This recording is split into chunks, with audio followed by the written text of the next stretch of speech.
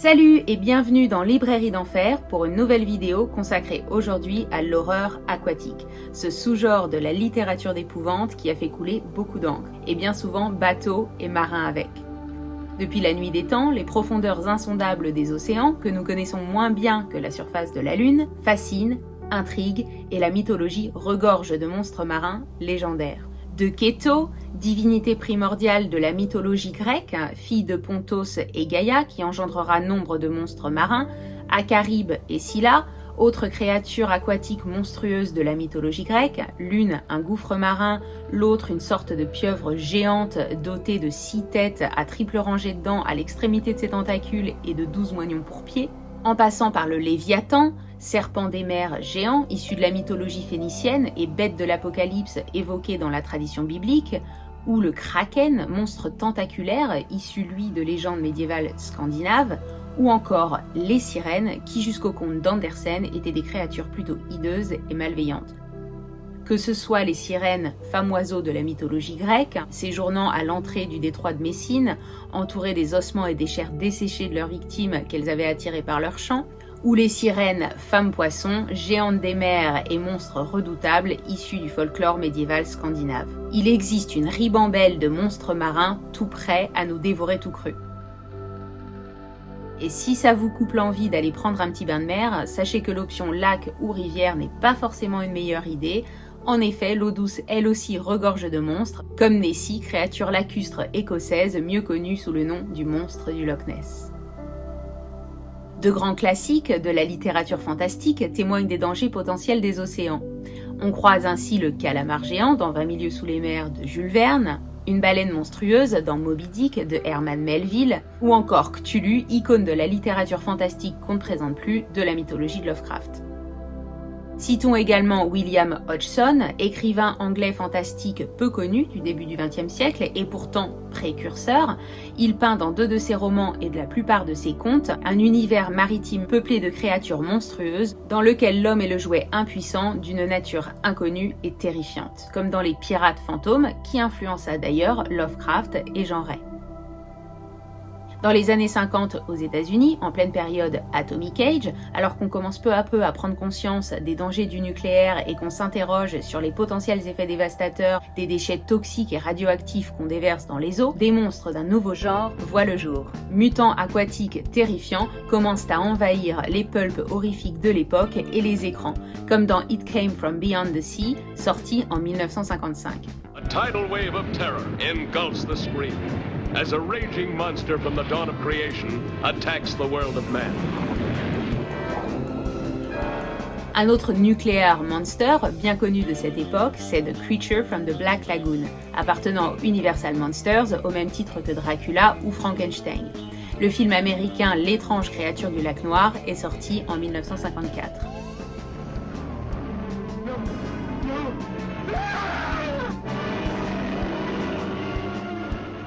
Jusque-là, nous sommes toujours dans le fantastique, on arrive assez bien à rationaliser, pas de quoi perturber nos baignades, mais en 1974, tout va changer. L'horreur va devenir bien réelle, si bien qu'on va tous être traumatisés et qu'aujourd'hui il est difficile d'aller se baigner en mer sans entendre une petite voix intérieure qui nous dit « et si ?» Et si il y avait un requin. Vous l'avez compris, je fais bien sûr allusion aux Dents de la mer. Aujourd'hui, on va donc parler de l'œuvre de Peter Benchley, mais pas que. Pour fêter l'arrivée de l'été et vous donner de quoi lire à la plage, je vais vous proposer une sélection de livres post-Jaws ayant pour thème Sea, Death and Sun. Au programme, noyades, parc aquatique fantôme, squales redoutables, bébés sirènes maléfiques, crabes géants, coup de soleil fatal et bien plus. C'est parti tout de suite pour une petite vidéo d'Aqua Horror spécial Summer. Alors bien sûr, quand on imagine l'horreur à la plage, on pense tout de suite au cultissime Les Dents de la Mer. Le livre de Peter Benchley est sorti en 1974 et 1 an plus tard, le film de Steven Spielberg est sorti en 1975 avec une bande-son mémorable signée John Williams. Je peux pas vous la jouer ici pour une question de droit d'auteur, mais ça fait un peu comme ça. Tintin, tintin. Peter Benchley, c'est le maître incontestable de l'horreur aquatique. Écrivain américain né à New York en 1940, il a connu le succès grâce à Jaws. L'idée lui est venue d'un article qu'il avait lu en 1964 dans le New York Daily News, où des pêcheurs de Long Island avaient capturé un impressionnant grand blanc. Étant lui-même fasciné par les requins, il imagine l'histoire d'un grand requin blanc qui viendrait attaquer les vacanciers d'une petite station balnéaire. Alors bien sûr, le film est un grand classique de l'horreur, mais ici on est là pour parler du livre. Dans le roman, on est bien à Amity, la petite station balnéaire. Les attaques de requins sont également similaires et les personnages eux aussi sont les mêmes. On retrouve donc Brody, le chef de police, sa femme Hélène, le pêcheur solitaire Quint, le maire mafieux Larry Vaughn et l'ichthyologiste Hooper, spécialiste de l'étude des poissons. Alors personnellement, c'est pas mon livre préféré de Benchley, je trouve qu'il y a pas mal de longueur, notamment parce que dans le livre, la femme de Brody, Hélène, a une aventure avec Hooper et les 2/3 du bouquin sont consacrés à ce sujet. Ce n'a pas été repris dans le film, celui-ci préférant se concentrer sur l'aspect Men vs Wild. Ce qui est néanmoins intéressant avec cette petite aventure, c'est que du coup, la 3e partie du bouquin, où Quint, Brody et Hooper se retrouvent en huis clos sur le bateau en quête du Grand Blanc, devient doublement intéressante, puisque Brody soupçonne l'aventure de sa femme et que Hooper nie les faits.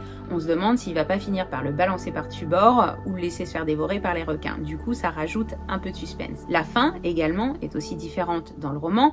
Pas de requin tué à l'explosif dans le bouquin, et ça, finalement, au fond, c'est pas plus mal, ça fait un peu moins cliché hollywoodien quand même.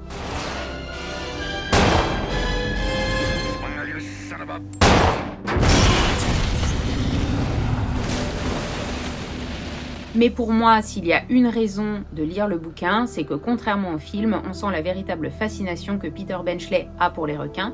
Il en fait le portrait d'un prédateur féroce, mais néanmoins sublime et captivant, qui impose le respect. Le grand poisson filait silencieusement à travers les eaux ténébreuses qu'il fouettait de sa queue en forme de croissant. La gueule ouverte, juste ce qu'il fallait pour assurer la circulation d'un courant d'eau sur ses ouïes. En dehors de ses coups de queue secs, il se contentait de soulever ou d'abaisser de temps à autre une nageoire pectorale pour corriger sa trajectoire apparemment sans but, comme un oiseau qui, pour changer de direction, incline tantôt une aile, tantôt l'autre. Ses yeux étaient aveugles dans l'obscurité, et ses autres organes sensoriels ne transmettaient rien d'extraordinaire à son cerveau primitif et de volume réduit. S'il n'y avait pas eu ces mouvements dictés par d'innombrables millénaires de conduite instinctive, on aurait pu le croire endormi. Ne possédant ni la vessie natatoire propre aux autres poissons, ni les lamelles branchiales nécessaires pour irriguer ses ouïes d'un flux d'eau porteur d'oxygène, il ne pouvait survivre qu'en se déplaçant perpétuellement. S'il s'arrêtait, il coulerait et périrait d'anoxie. Alors il faut savoir que Peter Benchley est un véritable admirateur des requins. Il a passé la majorité de sa vie à plonger à leur côté et à les étudier. Il se sentira coupable que le film les ait ainsi diabolisés et ait conduit au massacre de milliers d'entre eux. Plus tard, dans les années 2000, il apparaîtra comme un fervent défenseur de l'écosystème marin et des requins, et il se rachètera une conscience avec le livre Shark Trouble, un ouvrage éducatif et très instructif sur les requins, l'écosystème marin, l'importance de les respecter et son expérience à leur côté. Il revient également sur l'aventure Jaws et nous délivre même quelques conseils afin d'éviter de finir en chair à pâté pour squales affamés. Le livre audio est génial, je vous le recommande puisque Peter Benchley en est lui-même le narrateur. Des petites anecdotes aussi, on apprend entre autres que le premier jet de Jaws était humoristique.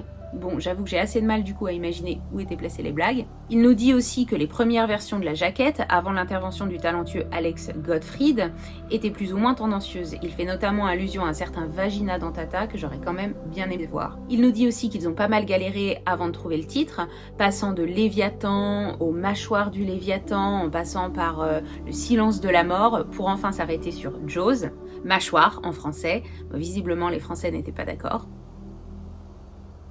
Pour les fans inconditionnels de Jaws, je vous recommande vivement The Jaws Log, un classique dans la catégorie Making of de film, sorti pour la première fois en 1975 et republié en 2000, écrit par Carl Gottlieb. Très détaillé et bourré d'anecdotes, je vous avoue que j'ai trouvé assez sympa le fait d'apprendre que le requin mécanique avait un nom au sein de l'équipe, il s'appelait Bruce. Il y a également Jaws, Memories from Martha's Vineyard, un très beau livre illustré sorti en 2012.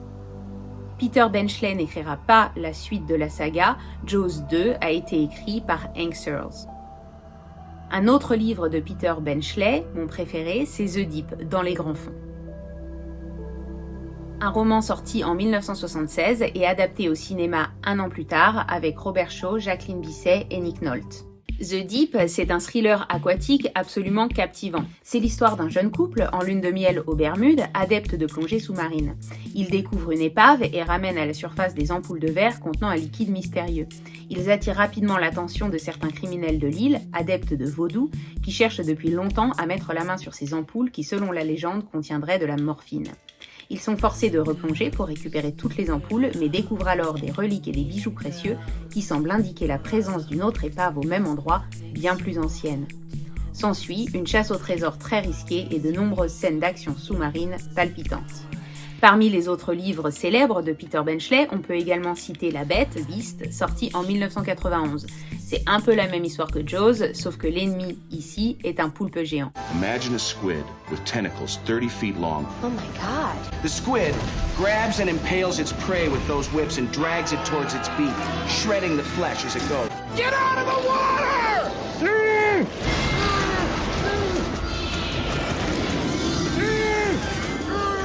En résumé, Peter Benchley est sans hésitation le maître de l'horreur aquatique et un grand respect également pour son engagement écologique. Son œuvre a influencé énormément d'auteurs et il existe une tonne de romans ayant pour thème les attaques de requins et autres mégalodons.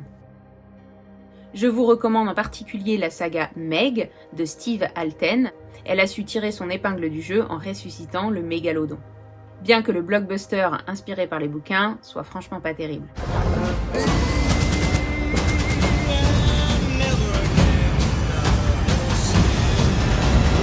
Et parce que les requins ne sont pas les seuls prédateurs féroces à pouvoir surgir des eaux troubles, je vous recommande Côté Orc Killer de Peter Tonkin, sorti en 1979, et Orca, la novélisation par Arthur Herzog du film du même titre, sorti tous deux en 1977. Le film est d'ailleurs disponible en ce moment sur Shadows. Une autre novélisation d'un classique de l'aqua-horreur, c'est Piranha de John Sayles, sorti en 1978. Sphère de Michael Crichton est également à citer, où une équipe de scientifiques part explorer les restes d'un vaisseau alien qui se serait échoué au fond de l'océan. Ils font la découverte d'une sphère au pouvoir incroyable. Je vous en dis pas plus, mais il y a un petit côté Nightmare on Elm Street assez intéressant. Le film est pas mal du tout, avec Sharon Stone, Dustin Hoffman et Samuel L. Jackson, je vous le recommande. Don't get too excited, Ted. Turn this thing over, it'll probably say made in Korea. Somehow I doubt that, Harry. No doors, no hinges of any kind. Et enfin, pour un peu d'exotisme, voici un petit aperçu de ce qu'il existe côté alligator.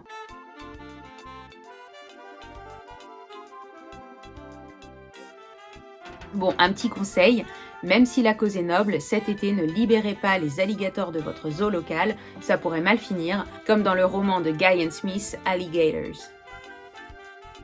Et justement, Guy Smith, on va en parler maintenant, puisqu'il est à l'origine d'une saga culte de l'aqua-horreur, la saga des crabes, The Crabs. Une saga qui contient une douzaine de romans.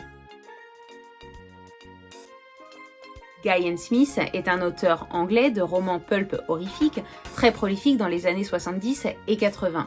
Il est décédé récemment, paix à son âme, et une infinie gratitude pour sa contribution à la littérature horrifique. Avant sa majorité, il avait déjà écrit une 50aine d'histoires horrifiques qui avaient toutes été publiées, mais c'est Night of the Crabs, 20 ans plus tard, qui lancera sa carrière. Il a été élu numéro 1 des Beach Read, lecture de plage, de l'été 1976. Ces livres sont plutôt difficiles à trouver et valent une petite somme. J'ai avec moi The Origin of the Crabs, le 3e volet de la saga qui revient sur l'origine de ces crustacés géants. L'histoire se déroule dans un petit village d'Écosse où les crabes ont élu domicile et se cachent dans les eaux troubles d'un lac en s'attaquant aux villageois. Mais finalement, le titre est assez trompeur, on en apprend assez peu sur l'origine des crustacés, à part qu'ils seraient le résultat de tests nucléaires menés par les Russes ayant mal tourné et engendré leur mutation. On est complètement dans l'esprit cheesy des pulps de l'époque et c'est non sans rappeler le film de 1957, L'attaque des crabes géants. Pour petit rappel, notre très chère collection Gore, que j'adore, a publié des titres de Guy Smith, Le Spectre Insatiable, Sabbath et Néophyte. Alors justement, la collection Gore, elle aussi, nous offre quelques petites perles d'aqua-horreur bien fun. Comme L'Effroi surgit des mers, numéro 47 de la collection, écrit par Edward Jarvis, dont le titre original est Pestilence. Aux 4 coins du globe, une série d'incidents étranges survient. Des gens se font bouffer des doigts, des mains, des jambes, pendant que parallèlement, d'étranges séismes apparaissent dans le Pacifique. Y aurait-il un lien entre les deux? Spoiler alert, oui, des lamproies géants. Alors tout ici dans ce roman est exagéré, de la taille des lamproies qui ne fait qu'augmenter pour aller jusqu'à atteindre 470 mètres, ah oui, quand même, à la hauteur du danger qui est qualifiée comme la pire catastrophe que le monde ait jamais connue, rien que ça. Un autre roman gore qui m'a beaucoup fait rire et que j'ai adoré, c'est Cauchemar à Staten Island de Gilbert Gall. Pseudonyme de Gilbert Gallern, auteur français de romans policiers et fantastiques qui se mettra plus tard au thriller et à la criminologie. Il a signé 2 romans dans la collection Gore, Cauchemar à Staten Island et Camping sauvage. Le marin ne hurla pas longtemps. Le bras, qu'il avait privé de son arme, revint à la charge. Les larges griffes qui le terminaient taillèrent sans peine dans la gorge offerte. Un flot de sang jaillit et inonda la créature, l'éclatante couleur écarlate tranchant crûment sur le blanc de sa peau. Sur les docks de Staten Island, les gardiens successifs d'un entrepôt de denrées alimentaires disparaissent mystérieusement, sans laisser de traces. Mais toujours un jour de pluie. Le patron pense qu'ils se sont simplement fait la malle, constatant que certaines marchandises manquent à l'inventaire. Mais un gardien malhonnête, ok, 2 passe encore, 3, ça commence à faire beaucoup. Il engage donc Coogan, ex-détective, pour garder l'entrepôt et essayer d'éclaircir cette affaire. Je pense qu'il s'attendait à tout, sauf à des hommes grenouilles. En parlant d'hommes poissons, sachez qu'il existe également des hommes requins. Apparemment, ils sont très chauds et ils vivent à Hawaï, leur but étant d'attirer de jeunes femmes belles et séduisantes au cœur de l'océan afin de mieux les déchirer en deux sous leur forme de dieux requins. Si vous pensez que j'hallucine, je vous recommande de lire Cry for the Demon de Julia Grice, publié par Warner Books en 1980, un livre en anglais. Les femmes poissons sont bien sûr plus connues, il existe une multitude de romans horrifiques sur les sirènes. Parmi les paperbacks from Hell, la couverture hallucinante de Water Baby de Patricia Wallace, qui fait partie de la collection Zebra culte des années 80, m'a particulièrement intriguée et m'a donné énormément envie de le lire. Malheureusement, grosse déception. C'est l'histoire de Kelly, une petite fille âgée de 7 ans, qui a perdu ses parents et sa sœur dans un accident de bateau. Depuis, Kelly est comme appelée par l'océan, car sa sœur n'est pas vraiment morte. Enfin, si, mais l'océan l'a ressuscitée grâce à ses pouvoirs magiques et transformée en petite sirène. Bon, je vous avoue, l'histoire est assez confuse, il y a beaucoup de longueur et clairement le livre n'est pas à la hauteur de cette couverture si prometteuse. Une autre auteure de Paperbacks from Hell, dont je vous avais déjà parlé et que j'adore, c'est Ruby Jean Jensen. Elle aussi s'est essayée à l'aqua horror avec The Lake, sorti en 1983 et publié par Tor. On est ici à mi-chemin entre Crystal Lake et The Loch Ness. C'est l'histoire d'un père de famille qui décide d'investir dans une belle propriété de l'Arkansas bordée de forêt avec un lac, afin de louer les cabines à des vacanciers. Il espère ainsi reconquérir sa femme et ravir les enfants. Seul petit problème, il semble y avoir quelque chose de vraiment sinistre au fond de ce lac. Alors c'est pas mon roman préféré de Ruby Jean Jensen, mais il se lit quand même vraiment bien. Quelques autres romans horrifiques d'eau douce que je peux vous suggérer. The Lake de Carl Largent, une histoire de mutation aquatique, et The Lake de John Peyton Cook. Loch Ness de Donovan Galway, Loch Ness Revenge de Hunter Shee, The Loch de Steve Alten, auteur de la série Meg, Loch de Paul Zindel ou The Curse of the Loch Ness, tous s'intéressant à Nessie. Il existe également des anthologies, comme Tales from the Lake, une anthologie annuelle aux éditions Crystal Lake. Et si vous aimez les anthologies justement, il en existe quelques-unes de très sympas sur le thème horreur aquatique. Je vous recommande en particulier Terror Tales of the Ocean, édité par Paul Finch aux éditions Greyfriars Press, et Deadbait aux éditions Severed Press, dans laquelle figurent des histoires de Steve Alten, Guyan Smith, Ramsey Campbell et bien d'autres maîtres du genre. Un petit tour du côté des romans jeunesse maintenant, aussi appelé Young Adult Fiction pour les connaisseurs, une catégorie en anglais qui désigne des romans pour ados un peu plus matures. On a là une véritable distinction entre les romans pour enfants et les romans pour ados. Ce sont de petits bouquins entre 120 et 150 pages qui surfent un peu sur la vague slasher des années 80, avec plus ou moins des éléments de paranormal et de fantastique. Une des collections les plus connues, c'est la collection Point Horror, une collection qui a été traduite en français par nos chers amis québécois que l'on remercie grandement. On y retrouve de nombreux beach reads, lectures de plage, comme Ange ou démon, The Lifeguard chez Point ou L'accident, The Accident de Diane O. L'accident, c'est l'histoire de Marianne, une jeune adolescente qui va fêter ses 16 ans. Elle est contactée à travers le miroir de sa chambre par le fantôme de Juliette, une autre adolescente qui est décédée il y a 40 ans, noyée dans le lac. Celle-ci lui demande d'accepter de prendre sa place et donc son corps afin qu'elle puisse profiter une dernière fois de la vie. Marianne accepte, ce qui est une grave erreur puisque Juliette cache en fait bien des secrets. On retrouve également dans la collection Frisson des titres de R.L. Stine, comme Vague de peur, I Saw You That Night, Le Chalet Maudit, Beach House, ou Fête sur la plage, Beach Party. R.L. Stine, c'est l'auteur des romans pour enfants Chair de poule, Goosebumps, mais il est également considéré avec Christopher Pike comme l'un des maîtres des Young Adult Fiction, notamment grâce à sa saga Fear Street. Fear Street, c'est LA saga de Young Adult Fiction, de romans pour ados, que je vous recommande. Une série qui a débuté en 1989, mettant en scène des adolescents rencontrant des adversaires malveillants, sorte de slasher soft avec parfois des éléments de paranormal. La saga a enfin été adaptée à l'écran, elle sortira sur Netflix cet été sous forme de 3 films et je suis hyper impatiente de la découvrir. Côté Fear Street, en lecture de plage, je vous recommande Sunburn. C'est l'histoire de Claudia Walker qui va rejoindre ses copines dans la maison de vacances de Marla, l'une d'entre elles. Mais une série d'accidents louches survient. Elle-même, le premier jour, se retrouve le corps enterré dans le sable alors qu'elle s'était endormie sur la plage. Elle commence à soupçonner que quelqu'un leur veut du mal. Dans la même veine, on a aussi Party Summer, The Dead Lifeguard et High Tide. Et comme Christopher Pike reste à mes yeux le maître incontestable en matière de Young Adult Fiction, je vous recommande aujourd'hui Bury Me Deep, un squelette sous la mer. Et si vous êtes plutôt en mode pool party, voilà quelques recommandations. Pool Party de Linda Cargill, When No One Was Looking de Rosemary Wells et The Pool de T.S. Roux.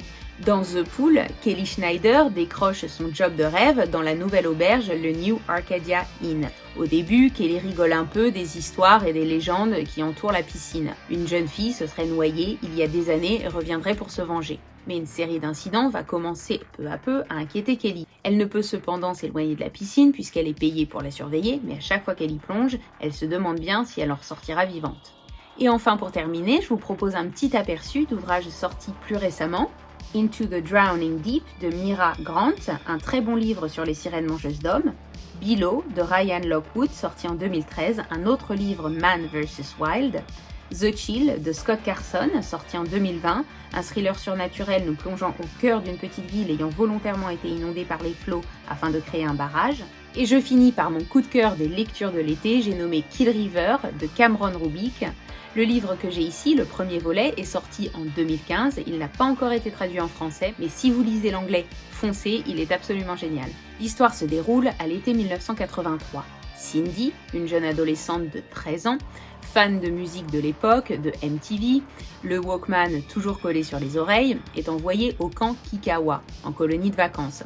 Elle fait alors la connaissance de 3 adolescents un peu rebelles, Stacy, Zach et Brad. Ayant du mal avec l'autorité, nos 4 jeunes gens décident de se faire la malle à l'aide de 2 canoës qu'ils ont volés. Seulement, ils ne connaissent pas du tout les lieux, ni la forêt qui les entoure, et ils n'ont aucune idée de quelle direction prendre. La rivière va alors les mener à un parc aquatique fantôme complètement vide, comme en dehors de ce monde. Évidemment, ils ne sont pas seuls, un tueur masqué à la tête de smiley maléfique est à leur trousse et va tenter de les éliminer un par un, comme dans tout bon slasher 80s qui se respecte. J'ai juste adoré ce bouquin. En plus de toutes les références à une décennie que je chéris, il a su mettre le genre au goût du jour.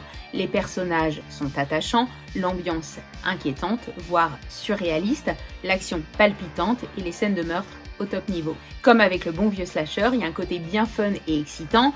L'action qui se passe dans un parc aquatique ajoute aussi à la légèreté du tout. Je ne vous dirai pas s'il y a une Final Girl ou non, mais en tout cas je suis impatiente de lire la suite. Il en existe 2, Kill River 2 et Kill River 3. Pour conclure, côté cinéma, en plus des films dont je vous ai déjà parlé précédemment, pour les fans de série B d'abord, sachez qu'il existe du lourd côté requin, des requins volants, requins fantômes, requins exorcistes, requins à 3 têtes, requins à 6 têtes, requins virus, Ice Sharks, Planet of the Sharks, Sharkansas, Beach Shark, Sand Sharks, The Last Shark et j'en passe. En nanar, on a aussi Barracuda de 1978 et Up from the Depths de 1979. Mais je vous recommande particulièrement Les Monstres de la mer, sorti en 1980, et mon coup de cœur nanar de l'été, Vampires on Bikini Beach.